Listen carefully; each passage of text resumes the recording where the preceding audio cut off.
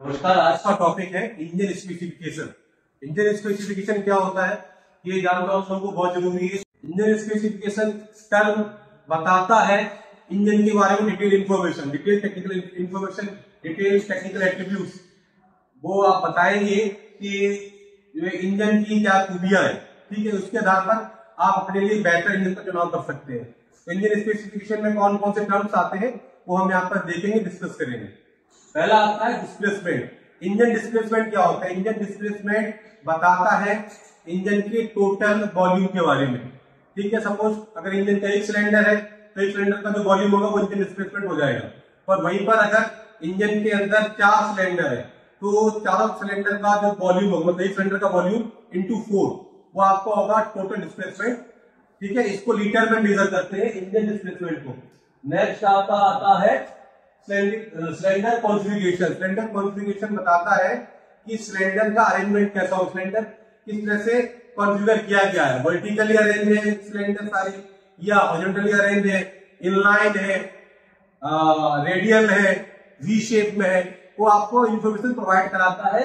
ये second cylinder configuration attributes. Next आपका third है वो नंबर ऑफ सिलेंडर, कितने सिलेंडर यूज किए गए हैं, ये आपको इससे जानकारी मिल जाएगी। इसमें सिंगल सिलेंडर है, 3 सिलेंडर है, 4 सिलेंडर है या 6 सिलेंडर है। जैसे जैसे नंबर ऑफ सिलेंडर बढ़ते जाएंगे गाड़ी की पावर बढ़ती जाएगी, ठीक है। नेक्स्ट आता है आपका bore and stroke. Bore and stroke भी आपका बहुत ही महत्वपूर्ण टॉपिक है। बोर बताता है सिलेंडर का इंटरनल डायमीटर, आंतरिक व्यास सिलेंडर का, और स्ट्रोक बताएगा टीडीसी और बीडीसी के बीच की दूरी, ठीक है। नेक्स्ट आता है compression ratio. Compression ratio is very important term. ये बताता है कि जो है इंजन का कंप्रेशन रेशियो कितना है। सिलेंडर का कंप्रेशन रेशियो जितना ज्यादा होगा उसकी पावर उतनी ज्यादा होगी। पेट्रोल इंजन का कंप्रेशन रेशियो 6:1 से लेकर 12:1 के मध्य होता है। वहीं पर जो आपके डीजल इंजन होते हैं उनका कंप्रेशन रेशियो 16:1 से लेकर 22:1 के मध्य होता है। तो किस कैटेगरी का इंजन है उसका कितना है कंप्रेशन रेशियो, वो आपको यहाँ पे जानकारी मिल जाएगी। नेक्स्ट आता है पावर आउटपुट। जो इंजन कितनी पावर प्रोड्यूस कर रहा है, फ्यूल के बर्न होने पर कितनी पावर प्रोड्यूस कर रहा है, जिसको हम लोग बोलते हैं पावर आउटपुट। ये आपकी न्यूटन मीटर में मेजर की जाती है, ठीक है। सॉरी, ये आपकी पावर आउटपुट की हॉर्स पावर में मेजर की जाती है पावर आउटपुट। और इसको जैसे इसमें फिर 3 टर्म्स आते हैं।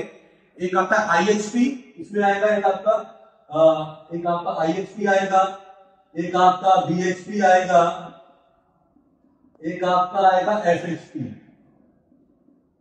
आईएचपी क्या होता है? फ्यूल के बर्न होने पर फ्यूल जो बर्न हो रहा है तो सिलेंडर में पिस्टन के ऊपर जो पावर मिल रही है उसको हम लोग बोलते हैं आईएचपी, इंडिकेटेड हॉर्स पावर। जो फ्लाईव्हील में पावर प्रोड्यूस होती है, जो फ्लाईव्हील में पावर मेजर होती है उसको हम लोग बोलते हैं बीएचपी, ब्रेक हॉर्स पावर। और एसएचपी होता है आईएचपी और बीएचपी का डिफरेंस होता है। नेक्स्ट है torque. Torque is nothing but it is rotational force, ठीक है। इंजन कितना रोटेशनल फोर्स प्रोड्यूस कर रहा है इसको न्यूटन मीटर में मेजर किया जाता है। नेक्स्ट है आपका फ्यूल सिस्टम।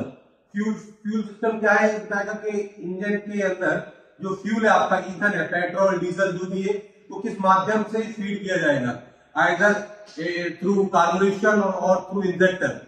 तो आपको यहां से जानकारी मिल जाएगी कि फ्यूल किस माध्यम से फीड किया जाएगा।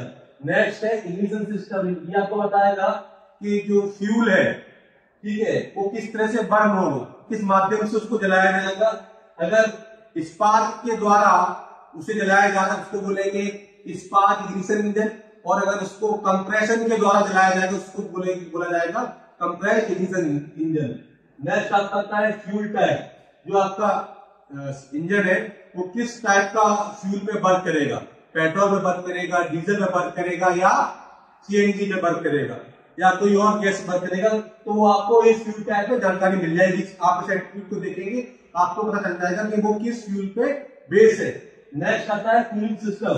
कूलिंग सिस्टम बताएगा कि जो आपका इंजन है उसके लिए कौन सा कूलिंग सिस्टम आपने यूज किया है, आइदर एयर कूलिंग सिस्टम और वाटर कूलिंग सिस्टम। तो आपसे आपको जानकारी मिल जाएगी। वाटर कूलिंग सिस्टम होता है वो ज्यादा एफिशिएंट होता है as compare to air cooling system. But जब किसी इंजन में एयर कूलिंग सिस्टम लगा होगा तो एयर कूलिंग क्या नाम है, वाटर कूलिंग सिस्टम होगा, तो उसका साइज बढ़ जाएगा, कंपोनेंट बढ़ जाएगा, उसकी कॉस्ट बढ़ जाएगी। तो उसके आप अपने रिक्वायरमेंट के अकॉर्डिंग चुनाव कर सकते हैं कि आपको कौन सा इंजन चाहिए, कौन सा कूलिंग वाला आपको इंजन चाहिए। नेक्स्ट आता है इमिशन। इमिशन आपको बताएगा कि फ्यूल के बर्न होने पर इंजन के द्वारा कौन से पदार्थ इमिट हो रहे हैं, ठीक है, कौन सी हानिकारक गैस निकल रही है, CO, कार्बन डाइऑक्साइड, हाइड्रोकार्बन कितने निकल रहे हैं, उनकी क्वांटिटी कितनी है, और सरकार की आजकल सरकार ने गाइडलाइन बना दी है उस रेंज में है या नहीं, ठीक है। तो वो आपको यार इसका भी आपको जो है जानकारी रखनी चाहिए, क्योंकि लोग इस एटीट्यूड पे तो ध्यान नहीं देते हैं, इस पर ध्यान देना चाहिए, क्योंकि ये आपके कल के लिए जरूरी है, ठीक है। क्योंकि इंजन अगर ज्यादा प्रदूषण करेगा, क्योंकि ज्यादा इमिशन होगा तो ज्यादा प्रदूषण करने वाला इंजन होगा, और ज्यादा प्रदूषण हमारी अर्थ के लिए हानिकारक है। तो इस टॉपिक में इस तरह से मैंने आपको इंजन स्पेसिफिकेशन के बारे में detail information the. I hope आपको समझ में आई होगी। कोई डाउट हो तो आप मुझसे पूछ सकते हैं कमेंट सेक्शन में। Thank you.